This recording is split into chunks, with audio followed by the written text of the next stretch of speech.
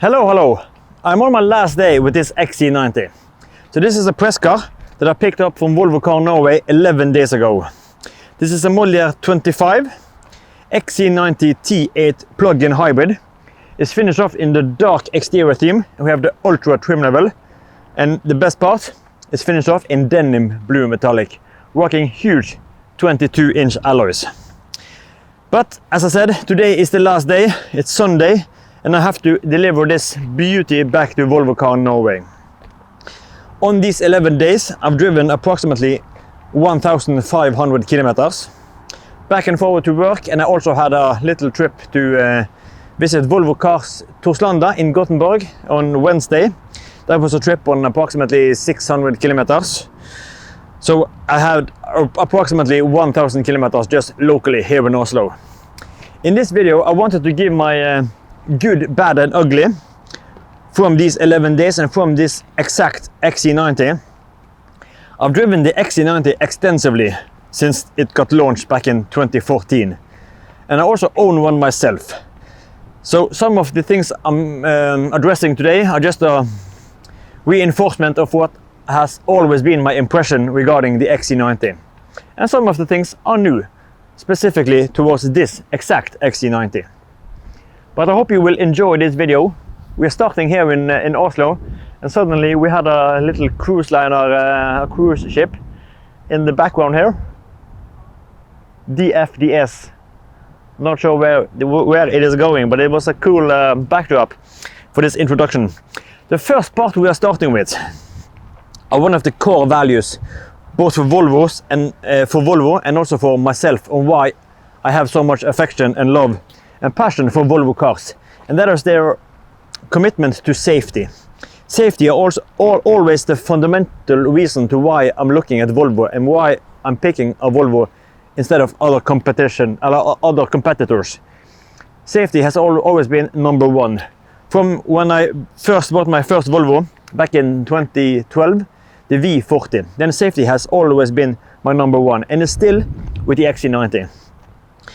We have a very strong body with aluminum and bore steel, so the body itself are pretty strong.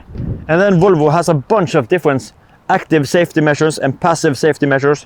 We have radars, sensors, cameras, and the whole package makes the XC90 one of the safest cars on the road. So that is always a huge testament to the XC90 safety. That's why safety are my point number one. And that takes us to point number two, and that is exterior design.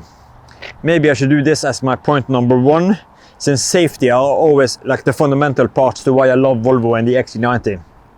So I think we do exterior design as my first point on my top 5. I just love how it looks. Even after 10 years, it looks so darn good. Amazing. It has so much character, purposeful, strong and muscular front. And I especially love the dark versions. We got this new lower bumper, we got a new grille, we got a new logo for model 20. But even before the facelift, I thought the R design looked absolutely amazing. But now, even 10 years after, it looks so darn good. Strong Thor's hammer LED signature lights, and these headlights are pretty darn good. So exterior design have to be my number 2, or my number 1, excuse me. Number 1, exterior design. And now for my point number 2 on the XC90 are actually regarding the air suspension that you can get optional on the XC90. Yes, we have some party tricks, such as you can put it in the off-road mode, and then the car lifts up, increasing the capabilities of the car up that last part of the road, or maybe to get over some curbs or that unplowed snow. And look at this. Now this is really good, 2 fists. And then on the opposite side of the scale, if we go down to power, nice and slowly, steady it goes. Actually pretty quick.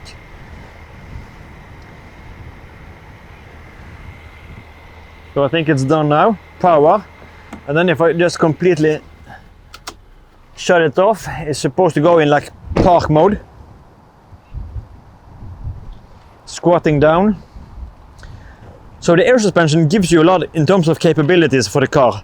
But one of my main reasons why I love the air suspension and why it's a deal breaker for me on the XC90 and also the XC60, V90 and S90 are the increased comfort it delivers. And that is why it's my point number 2. The riding comfort with the XC90 with the air suspension is so darn pleasant. Just evens out all the imperfections of the road.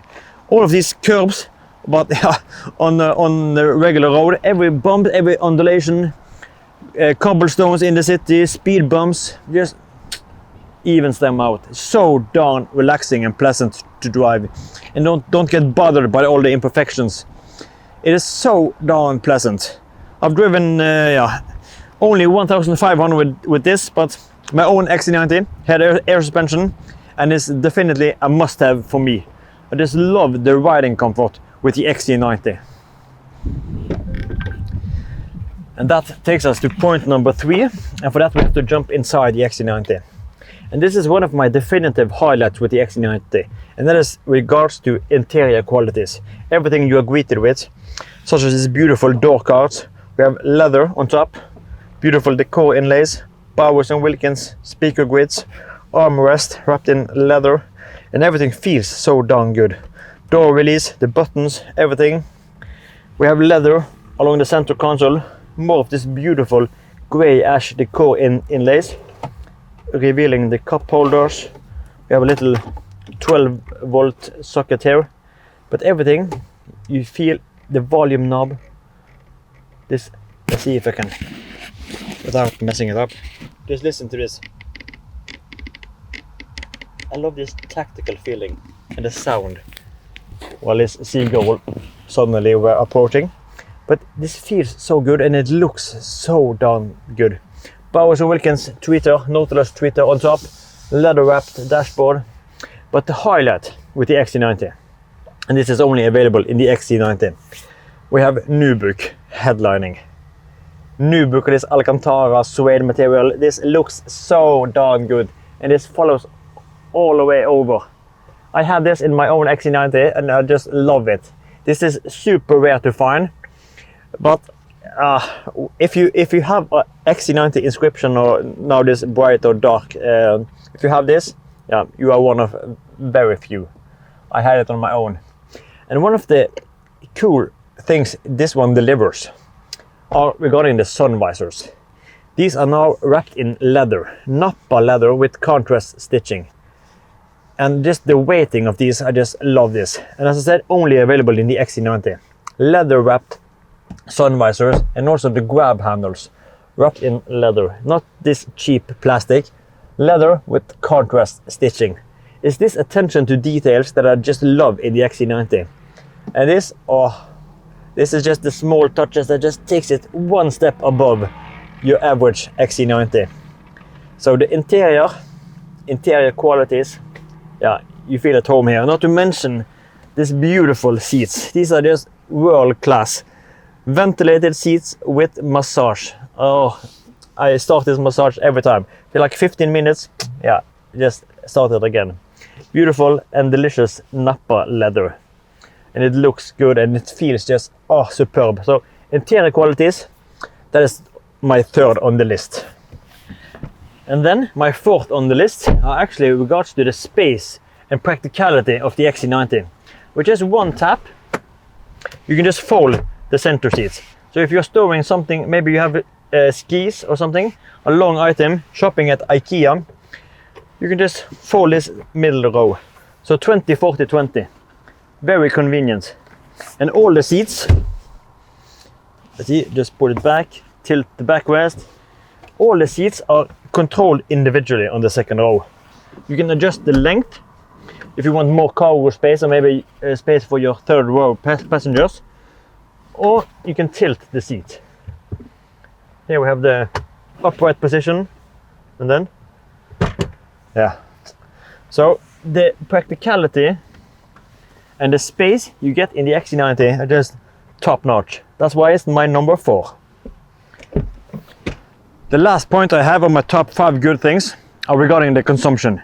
This is a T8 plug-in hybrid. We have a huge battery in the floor, 18.8 kilowatt hours, usable 14.9. The WLTP figures are 74 kilometers, all electric. So my final and fifth point are fuel consumption. I've driven now 1,500 kilometers approximately, and I reset the trip computer when I picked up this press car. And since I picked it up, my average consumption are 5.8 liter per 100. 5.8, and that is including the trip I had to Gothenburg.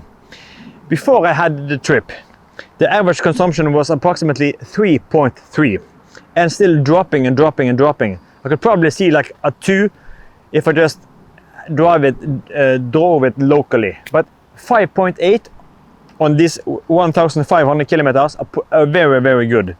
And regarding the highway consumption, when I drove down to Gothenburg, my consumption was 8.5, 8.6, something around there. I took a picture of it that I can overlay. And on my way back, slightly heavier foot, more use of the power mode. It was also wet roads, but yeah, it was late at night, no cars, so I could really get a move on with this XC90.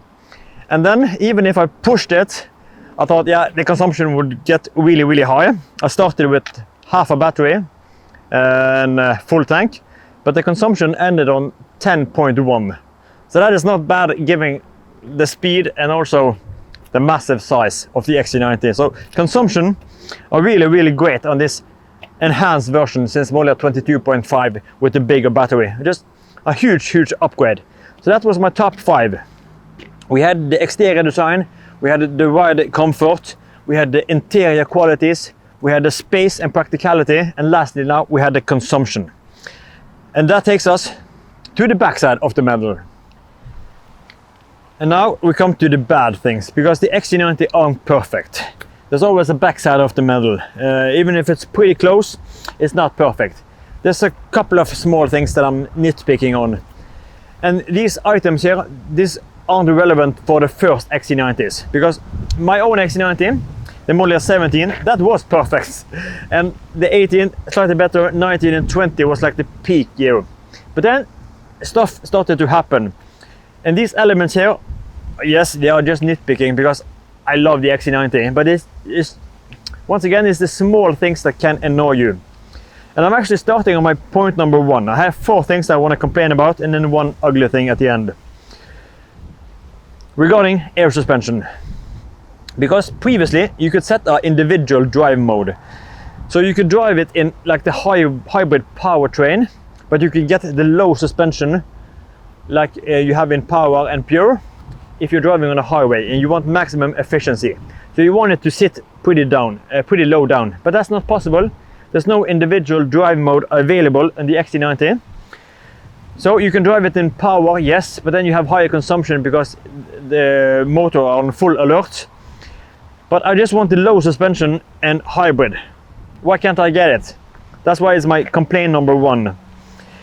And then complaint number 2 are actually in regards to the 360 bird's view camera. Because previously, when you were backing up, the first part, or the first camera that got started up was the backup camera. But you can then select the 360 camera in the menu. And then the car would remember that you prefer the 360 view. So the next time you took it in reverse, you will get the 360 bird's view. But here it's not possible. I can't find any menu and the car won't remember it. So every time I'm backing up, if I want the bird's view instantly, I have to just put it in reverse and then press the 360 button. And this happens every time. It's kind of annoying because sometimes 9 out of 10 times I prefer the 360 instead of the backup camera. And now the car won't remember my preferences. So that's my point number 2, the 360. My point number 3 are actually regarding the display lights. I have complained about this all the way since the introduction of Android Automotive. Ever since Volvo introduced this new software system. There's such a hassle to adjust the display light or display brightness. Before, we had an individual wheel right next to this buttons here to open up the trunk. A little wheel to adjust the display lights. But now you have to go into the menu. And we're now in late August, and it's already now it's getting dark at night. So when I'm driving, sometimes I want to take the display lights down or up, and then I have to go into the menu every single time. And that's so frustrating because it's like you have to press settings and then controls and then scroll down, and then you have to find this brightness bar.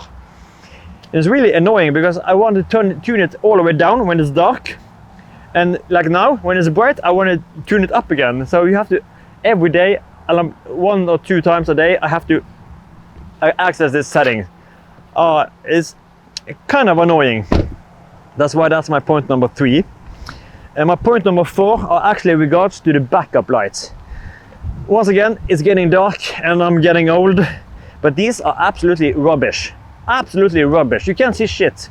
This is just an indication for your surroundings that you are backing up, so they have to be alert. But you as a driver, you can't see shit. So darn useless. You can just remove this shit.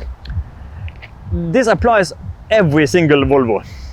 So on my next Volvo, and I have them at home, I have a kit of standby lights that you can fit out under the bumper, standby L54, and I'm definitely going to add that to my S60 if I'm keeping that one. So the backup lights, absolutely rubbish. So that was my 4 things that I'm complaining about on the XC90. And then we have one thing that is the ugly part. That is the definitive ugliest part with the XC90. And then we have to jump inside again. And then we come to the ugly part. And then we have to jump inside again, surprisingly. But this is something that really, really annoys me and frustrates me so darn much. It's a real thorn in my eye. Because see if you can find something that's wrong in this picture. We're starting with this beautiful black leather wrap dashboard. We have black Nappa leather. Volvo call these charcoal, but yeah, it's black. Black, beautiful black, delicious Nappa leather. Black leather along the center console. Black steering wheel. Black also the airbag cover. Black plastic under the dash. Everything is black. We have black seat belts. And then Volvo thought, yeah, what the heck? Why don't we give it a blonde headlining? What the heck? I can't understand why they have a blonde headlining in the otherwise black car. Especially on these dark versions of the R design. Volvo started this stupid ass decision back in, I think it was model 21 or model 22, when the Volvo removed the black headlining as an option, because I had this Nubuck headlining in my model 17 XC90 R design, and it was black, obviously. Black headlining with black leather on top of on these sun visors. And I also had the black headlining on my XC60. That was XC60 inscription. I had the blonde Nappa leather, the RC40 style, with black plastic under the dash, linear lime decor inlays. And that style was originally with a blonde headlining, but I could pay like, I think it was 3,000 Norwegian kroners, maybe 5,000 for a black headlining. Obviously I did that for a more complete look, but sadly that's not optional anymore, and I don't know how many customers that have picked a different interior just because of this. This is something that, yeah, people get frustrated about. People went for other, like the sport seat, or they went for the amber or the tailored wool, just to get away this blonde headlining instead of this style here. I wish Volvo could just give us a black headlining when you have a black interior. I can't understand. Make me just pay for it like an optional extra, because this looks just out of place. It's just like a thorn in my eye. It's so annoying that you have a blonde headlining. It's a little thing, but my god, that really frustrates me from a design perspective and just the overall look and sensation of this car. Yes, if you have a blonde leather, maybe this could work if that's the style you are going for. But if you want this dark version, the sporty, more rough attitude, why the heck are you putting in a blonde headlining? So that is the ugly part. I'm not a fan of this blonde headlining. And even in the EX90 they're doing the same stupid ass thing. Dark exterior, or dark leather seats and blonde headlining. Yeah, stupid. It's completely ugly. Thumbs down for me on the headlining.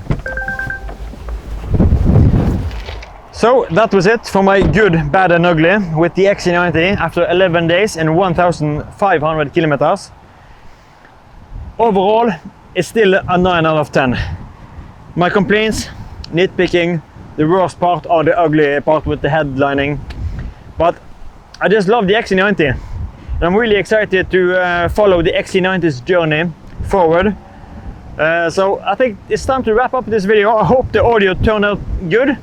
It's crazy much wind here in Oslo today, but it's the last day. Yesterday it was raining and now it's blowing, so yeah, the weather aren't on my side this test period. But I hope you enjoyed this video and I hope I see you in the next one. Take care and bye bye.